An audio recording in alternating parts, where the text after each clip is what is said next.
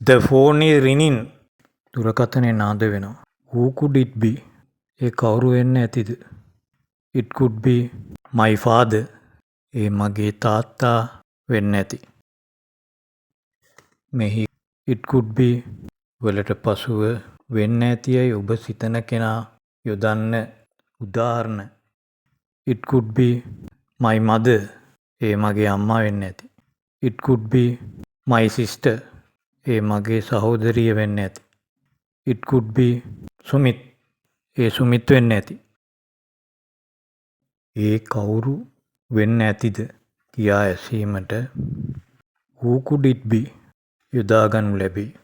එයට පිළිතුරු දීමට it could be වලට පසුව වෙන්න ඇතියයි ඔබ සිතන කෙනා යොදන්න. එදිනෙදා විවිධ අවස්ථා වලදී මෙම ප්‍රශ්නය ඇසීමටත් එම ප්‍රශ්නයට පිළිතුරු දීමටත් අපට සිදුවේ. උදාහරණ. Someone is tapping at the door. යම් කෙනෙක් දොරට තට්ටු කරනවා. Who could it be? ඒ කවුරු වෙන්න ඇතිද? It could be my sister. The doorbell is ringing. දොර සීනුව නාද වෙනවා.